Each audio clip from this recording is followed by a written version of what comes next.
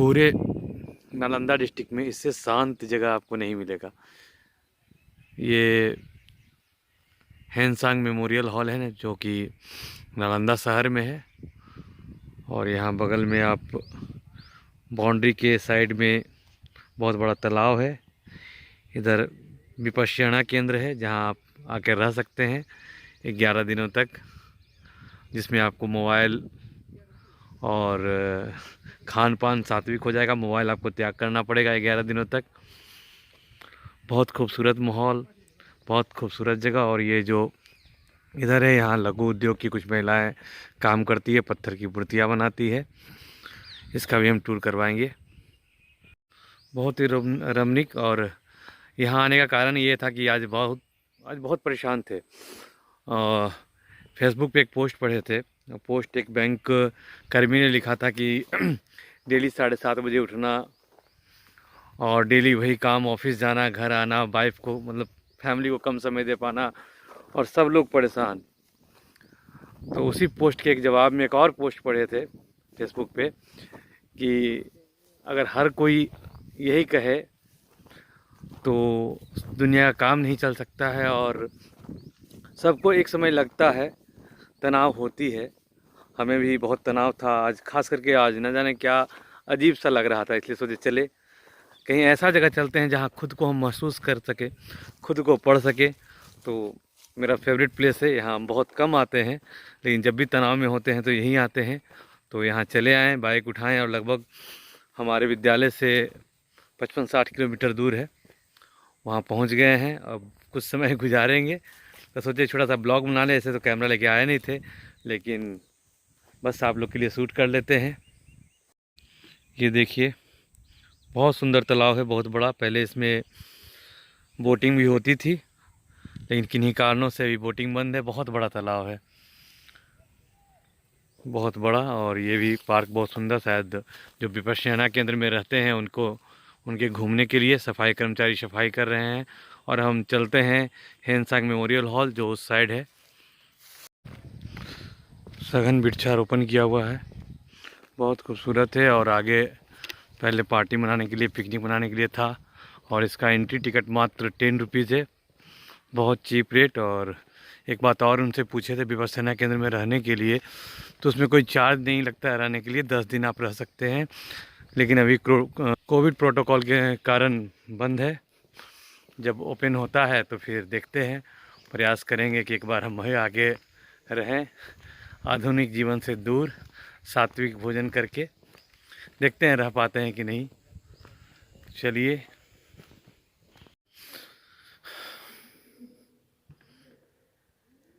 ये पीछे हैंसांग है, और हैंसांग मेमोरियल हॉल के अंदर आ चुके हैं। अब हम आपको मेन कैमरे से ब्लॉग बनाते हैं।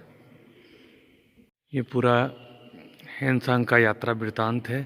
ये कहाँ से वो कैसे आए थे और कहाँ कहाँ गए थे, सभी के बारे में उसका विवरण है। और उसमें से नालंदा डिस्ट्रिक्ट में बहुत दिन तक जो नालंदा यूनिवर्सिटी है वहाँ वो रहे थे, उसी के बारे में बहुत सारे ग्रंथ यहाँ से वो लेके गए थे। जितना भी ले सकते थे, ले जा सकते थे, वो सभी धर्म ग्रंथ यहाँ से अपने साथ लेते गए थे। पहले ट्रैवलिंग का, ट्रांसपोर्टिंग का बहुत ज़्यादा साधन नहीं था, तो वो अपने अपने साथ, अपने कह सकते हैं कि एक बैग, या मैं वो भी फ़ोटो आपको दिखाऊंगा कैसे वो बुक ले जा सकते थे। एक बार कहावत है कि हाँ, एक बार बाढ़ आ गया और नाव से वो ट्रैवल कर रहे थे, तो उनको बुक फेंकने की नौबत आई। तो सबसे पहले वो अपने सामानों को फेंके, बुक नहीं फेंक सके, क्योंकि यहाँ भारत की जो साहित्यिक बुक किताबें थी वो अमूल्य थी उनकी नज़र में। और वो सभी किताबें अपने साथ चीन लेके चले गए। उसके बाद नालंदा यूनिवर्सिटी को बख्तियार खिलजी ने जला दिया। तो कहा जाता है कि भारतीय साहित्यिक किताबें जो जितनी मात्रा में चीन में है उतनी मात्रा में भारत में नहीं है। ये बहुत खूबसूरत और बहुत बहुत शांत है यहाँ। हमारी आवाज़ गूंज रही है, अभी हॉल में मैं अकेला हूँ तो मेरी आवाज़ गूंज रही है।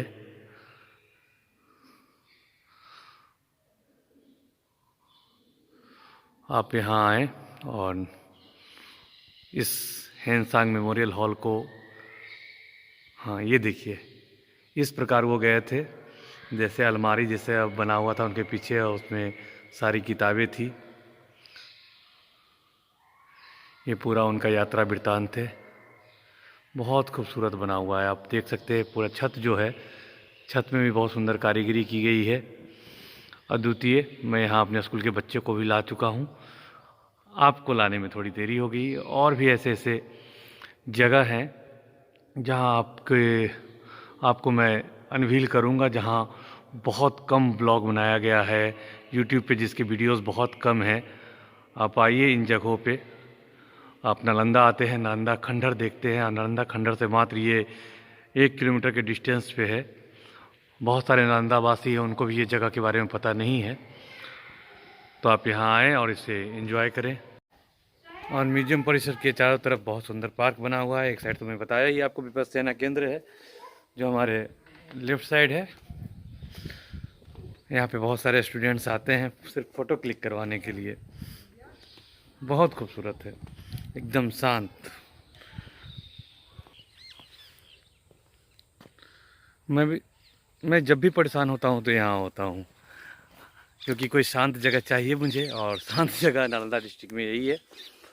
और मेरे पीछे कुछ अब टॉम्ब जैसा देख रहे होंगे। ये टॉम्ब में शिलालेखों का वर्णन है। आप बौद्ध धर्म के बारे में जानते होंगे, तो बौद्ध धर्म के जितने भी गुरु हुए और शिष्य हुए, उन्होंने अपने मैसेज को शिलालेखों पे अंकित किया। उसी के बारे में इसमें लिखा हुआ है। मैं बारी बारी से उसको दिखाता हूँ आप लोगों को।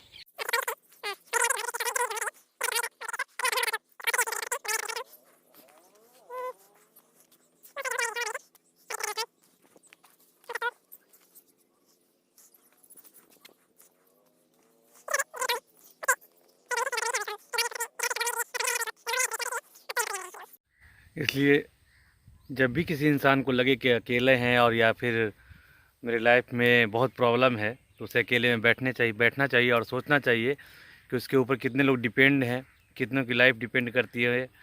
और कोई भी गलत कदम नहीं उठाना चाहिए, और अकेले एकांत जगह में आके अपने बारे में सोचना चाहिए कि आगे क्या करना है। इसीलिए मैं यहाँ आया हूँ, हेनसांग मेमोरियल हॉल।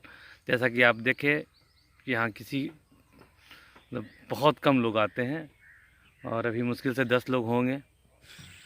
शाम में आइए और इन्जॉय कीजिए पूरे फैमिली के साथ। और अगर आप राजगीर टूर का प्लान बना रहे हैं, तो राजगीर नालंदा के साथ नालंदा में ये पड़ता है हेनसांग मेमोरियल हॉल।